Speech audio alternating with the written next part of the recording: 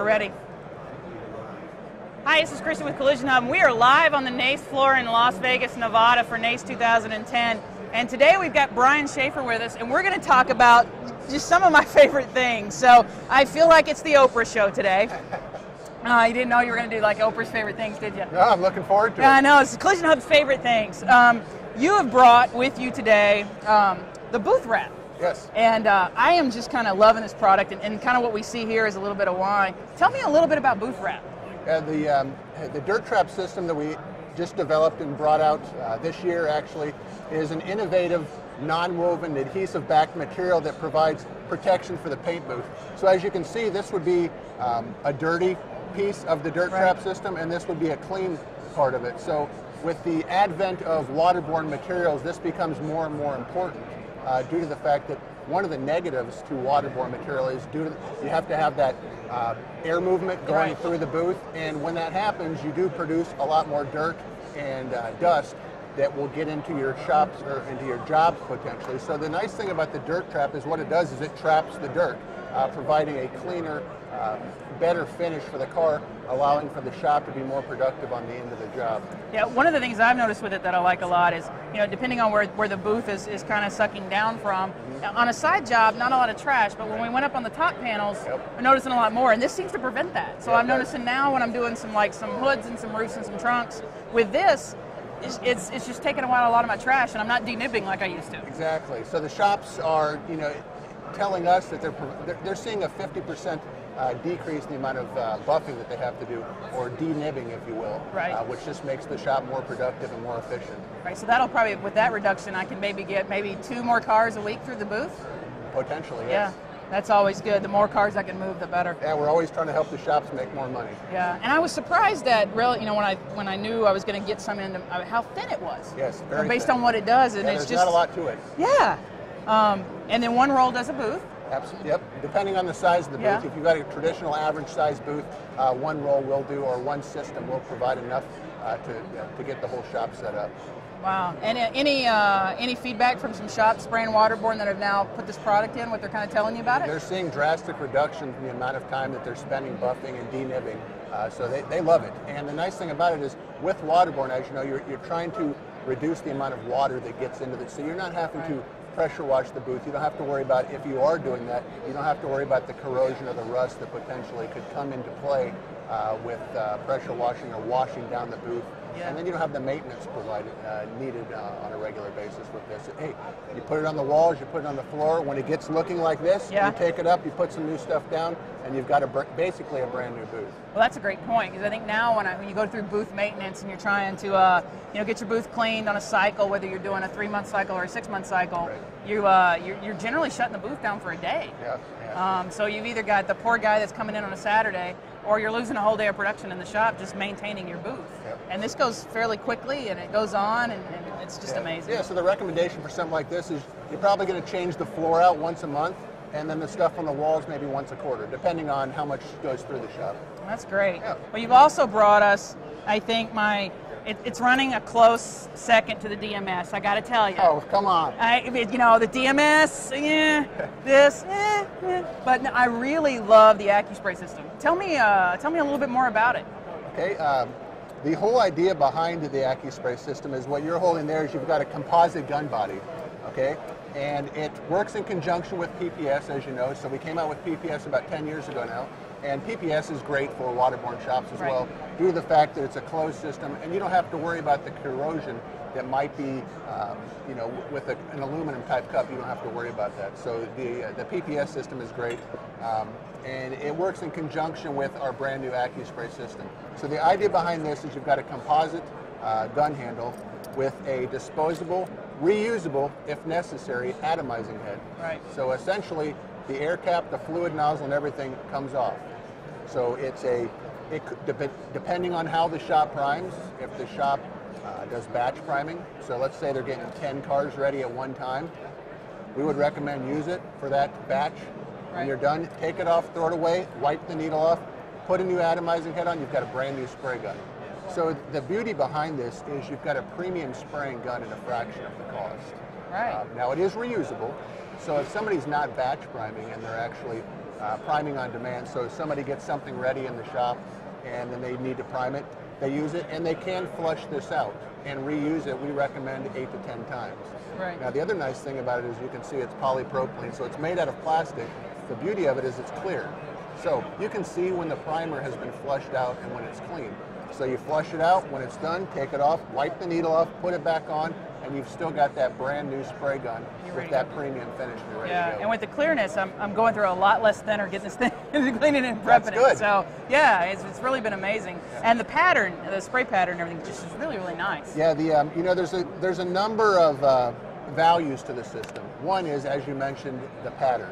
You can get that big, huge pattern, a 12 to 14 inch pattern if you need it. But you can also dial it down to a mid-range pattern, which most shops are primarily going to use. Right.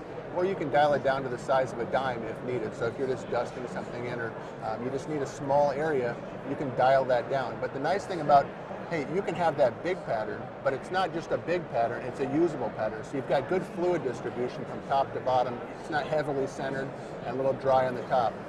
The other nice thing about this is the way the gun is designed is we're spraying it, we have the ability to spray at much lower pressures and still get that really nice atomization and really good droplet size. So by reducing the amount of pressure that somebody's spraying with, we're able to reduce the amount of overspray. Let's face it, a lot of guys that are priming, a lot of ladies that are priming are not using really nice primer guns. They're using a cheap primer gun that maybe they bought from somebody else, or in many instances they're using the old base coat or the old clear coat gun that got handed down by the painter. I'll just tell you, it's my dad's gun. The gun's older than me, and that's my primer gun, but right. Yeah. But, well, what some people feel is, hey, the primer gun works fine if what? If material comes out of it. Right. So as long as they can get something sanding to it spin anyway. out, yeah, I'm just going to sand it anyways. But the detriment to doing that is you're spraying at higher pressures in order to get it out. You're going to increase your overspray. You're going to reduce your transfer efficiency. But with something like this, we can spray at that lower pressure and get that really nice pattern. So we've reduced our overspray. We've increased our transfer efficiency, allowing the shop to use less primer, which is nice. Right. We've produced a flatter, smoother finish, less texture, allowing the technician to spend less time sanding and blocking. And then the cleanup is just kind of intuitive, and it comes in conjunction with the PPS system. Right, and that's one of the things I've noticed. Is you always hear that if you're not wasting it in the can, you're wasting it in the air. Yep. But I noticed it goes a lot quicker, yep. And I am using a lot less product with it. So that's, it's leaning me down, and it's, in the time frames, and then it's leaning me up in the amount of cost that I've got in materials invested. And that's great, and that's what we're hoping for. Yeah, it's just been a great system, and I know we've got some people that are going to come around later and kind of talk about their experiences with it too. Great. And that's not all. I mean, 3M just keeps coming out with some better stuff as we go, and you've got the PBS system. Yep. I want to say PBS like broadcasting, because I have a 2-year-old and we watch a lot of Dinosaur Train. Yep. All right. So yeah, we have come out with the new 3-ounce cup that you might be familiar with. And that's going to be more prevalent next year when the new EPA 6H rule comes out. So January 10th of next year, anybody that's not spraying in a booth, if they want to continue to prime or to cut something in on the shop floor like they're used to, and they don't have the ability to pull it into a booth or a prep station with filtration of 98% or better, the maximum cup capacity that they can currently spray with is 3 ounces. So what we've come out with, in order to allow the shops to continue to do business as usual, is a 3-ounce cup. So the beauty with this is they can continue to run the shop as they're currently doing it without making them run material through the booth when they don't have the ability to do that. Right. I mean, it would seem like it'd be just a big tie down in my productivity and affect my cycle time if, for those either cut-in primer jobs on some welding or some of the smaller spot repairs, I was having to run, have the body tech run to paint to get the primer done. Correct.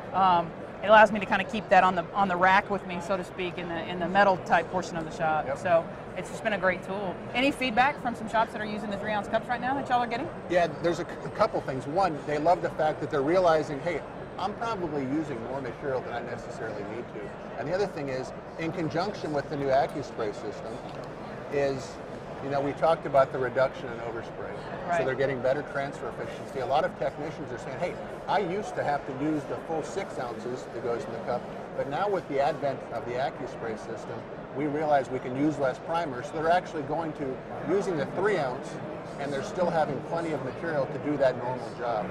So shops are loving that, and they love the fact that, hey, it's a little bit cheaper than the 6 ounce as well. You know, that probably makes a good point. A lot of times when we're doing just little spot-in primer in the stalls, we're not thinking a lot about efficiency. We're thinking about the efficiency of getting it out of my stall. That's right. So, you know, we kind of mix and go, but when you give somebody a 3 ounces and say, make this work, they're learning that they probably had been burning through some materials for years and didn't even know. Right. And that's the beauty of it. You know, we can talk to the shop owner manager all day long about how we have the ability with PPS to allow somebody to mix less paint due to the fact that you're mixing and spraying out of the same container.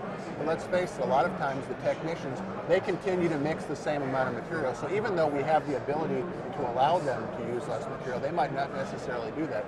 But with using the 3 ounce, it kind of forces them to do that.